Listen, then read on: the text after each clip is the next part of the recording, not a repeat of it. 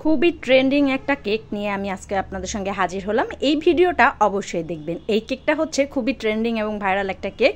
আর এই কেকের অর্ডার দিয়েছিল আমার এক রিপিট ক্রেতা। এই কেকটা করতে যেয়ে আমার মাথা খুবই গরম হয়ে গেছিলো, কারণ সিম্পল একটা ডেকোরেশন, বাট আমার হাতে একটুও সময় ছিল না, খুবই তাড়াহুড়া করে দিয়েছিলাম, যার কারণে মনটাও খারাপ হয়ে গেছিলো। দেখতেই পাচ্ছেন এখানে হচ্ছে 1 পাউন্ডের মধ্যে কেকটা মূলত করতে বলেছিল। তো যেহেতু এটা হাইট কেকের মতো ডেকোরেশন হবে, সেক্ষেত্রে একটু ঝামেলায় পড়ে যায়।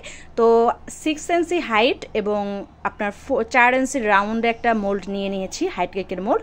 সেটার মধ্যে আমি 1 পাউন্ড কেক বেক করে নিয়েছি। অবশ্যই এখানে দুইটা ডিমের কেক, আর এই ডিমটা হচ্ছে বড় সাইজের ছিল, যার কারণে কেক বেসটা একটু বেশি হয়ে গিয়েছিল।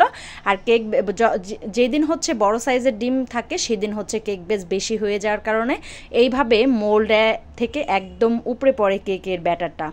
দেখতেই পাচ্ছেন খুবই পারফেক্টভাবে এইটা বেক হয়েছে, অনেক সুন্দর লাগছে। শুধু সাইডে যেটুকু ছিল আমি সেটুকু সারিয়ে ফেলে দিয়েছি, সেটুকু আপনারা ছেটে ফেলে দিতে পারেন, কারণ ওইটা হচ্ছে এক্সট্রা অংশ। আমার অতিরিক্ত ব্যাটার দেওয়ার কারণে কেকটা হচ্ছে মোল্ডের থেকে উপরে পড়েছিল। দেখতেই পাচ্ছেন এটা ভ্যানিলা স্পঞ্জ কেক কতটা পারফেক্টলি স্পঞ্জ হয়েছে। আর প্রথমে আমি সুগার সিরাপ দিয়ে নিচ্ছি। আর আগেই বললাম এই কেকটা খুবই ভাইরাল আর ট্রেন্ডিং একটা কেক। আর এই কেকটা আমি যখন অর্ডার পেয়েছিলাম তখন খুবই ভালো লেগেছিলো যে নতুনত্ব কিছু করতে পারবো, বাট হাতে আমার একটু সময় ছিল না, অনেক কাজে ব্যস্ত ছিলাম, যার কারণে আমি কেকটা পারফেক্টলিভাবে করে দিতে পারিনি। তবুও হচ্ছে কোনো রকমভাবে করে দিতে পেরেছি, আমার ক্লায়েন্ট অনেক খুশি হয়েছে। প্রত্যেকটা লেয়ার দেখতেই পাচ্ছেন, কেকটা এত পরিমাণের হাইট, এমনিতেই কেক বেসটা হয়েছিল 6 ইঞ্চি হাইট, তারপরে যখন আমি ক্রিম দিব তাহলে অবশ্যই এখানে আরও হাইটটা বেড়ে যাবে। এই জন্য আমি চেষ্টা করেছিলাম যে হাইটটা একটু কম রাখার, কারণ ভিতরে যে লেয়ার বাই লেয়ার আমি ক্রিমে ইউজ করছি, ক্রিমটা হচ্ছে অনেক কম ইউজ করেছি, তাহলে এই কেকটা আরও বেশি হাইট হয়ে যেত। তখন হচ্ছে যেহেতু কেকটা হচ্ছে রাউন্ডে অনেক চিকুন, সেহেতু কেকটা ভেঙে যেতে পারতো। এই জন্য আমি এইভাবে এই কাজটা করি, একটু হাইট কমানোর জন্য কম ক্রিম ইউজ করি। হাইট হওয়ার কারণে এই কেকটা যখন আমি ক্যারি করব তখন কিন্তু ভেঙে যাওয়ার চান্স 100% বেশি। এই জন্য আমি কি করলাম, কেকের মধ্যে স্ট্র দিয়ে দিলাম। আপনারা এইভাবে যে কোনো কাঠি, শাসলেট, যে কোনো জিনিস ইউজ করতে পারেন। অবশ্যই এটা ইউজ করলে আপনার কেকটা মজবুত থাকবে, দূরে কোথাও ক্যারি করলে কেকটা ভাঙার কোনো চান্স নেই। তো এরপর আমি ক্রাম কোট করে অনেকক্ষণ নর্মাল ফ্রিজে রেখে দিই, যাতে করে কেকটা ভালো করে শক্তপোক্ত হয়, সেট হয়। দেন এরপরে হচ্ছে আমি এখানে ডিজাইনটা করার জন্য ভালো করে ক্রিম করে নিচ্ছি। আর যেই কালারটা এনেছি সেই কালারটা হচ্ছে ব্লু কালারের মধ্যে পিঙ্ক কালার মিক্স করে আমি এই কালার কম্বিনেশনটা এনেছি। এই কালারটা সামনাসামনি অনেকটা সুন্দর ছিল, বাট ক্যামেরায় ততটা ভালো আসেনি, তবুও এই কালারটা অনেক সুন্দর ছিল। আমি আবারও বলে দিচ্ছি, এই কালারটা আমি তৈরি করেছিলাম পিঙ্ক এবং ব্লু কালারের কম্বিনেশনে। একটু একটু করে দিয়ে মিক্স করতে থাকবেন। মিক্স করতে থাকলে আপনি এটা দেখলেই বুঝতে পারবেন যে যখন এই কালারটা আসবে তখন হচ্ছে যে কোনো কালারটা দেওয়া বন্ধ করে দেবেন। তো সুন্দর করে ফিনিশিং আনার চেষ্টা করছি। এমনিতেই হাইট কেক, মানে 1 পাউন্ডের মধ্যে যে এতটা হাইট হবে আমি বুঝতেও পারিনি, কারণ হচ্ছে একটাই, এই যে ডিম প্রথমেই বললাম যে ডিমের সাইজ খুবই বড় ছিল, যার কারণে কেক বেসটা একটু বেশি হয়ে গিয়েছিল। এত বেশি হয়েছে যে আমার মোল্ডে থেকে উপরে পড়ে গিয়েছে কেকের ব্যাটারটা। তো সুন্দর করে ফিনিশিং আনলাম। ফিনিশিং আনার পর এখন বাকি ডেকোরেশনটা করব।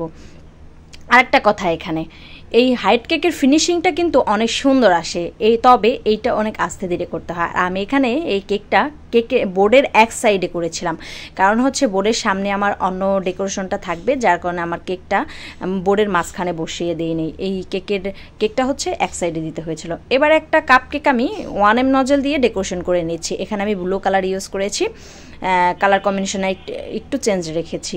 তো এই কাপ কেকটা আমি এই কেকের সামনেই রাখবো। তো একটু আমি ক্রিম দিয়ে নিচ্ছি, যাতে করে কাপ কেকটা এখানে সেট করার পর লেগে থাকে, সরানোটা না হয়, কারণ যেহেতু এটা ডেলিভারিতে যাবে তো একটু সরে যেতেও পারে। তো এবার আমি গ্লিটার নিয়ে নিচ্ছি, স্টোর মধ্যে আমি গ্লিটারটা ভরে নিচ্ছি। আর অবশ্যই এটা এডিবল গ্লিটার, যেই গ্লিটারগুলো খাওয়া যায়। আপনারা এগুলো সব ধরনের বেকিং পেজে অ্যাভেলেবেল পেয়ে যাবেন। কিছু কিছু গ্লিটার আছে খাওয়া যায় এডিবল, যেগুলো হচ্ছে কেকের জন্য আমরা ইউজ করে থাকি, তো সেই গ্লিটার এটা।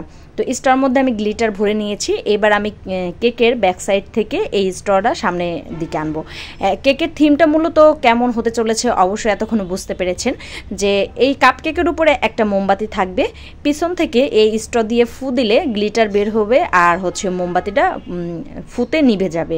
এই টাইপের হচ্ছে থিম কেকটা, খুবই দুর্দান্ত ছিল, বাট আমি ভালোভাবে কমপ্লিট করতে পারিনি। যেভাবে ডেকোরেশনটা দিয়েছিল সেমভাবে করিনি, আমি আমার মন মতো করে দিয়েছি। কালার কম্বিনেশন সব কিছু কিছু আমার মন মতো করে দিয়েছিলাম, কারণ আমার হাতে একটু সময় ছিল না। যেহেতু রিপিট কেতা, আগেই জানতাম কিছু বলবে না। তো দেখতেই পাচ্ছেন বাকি স্ট্রটা আমি কেটে শর্ট করে দিব।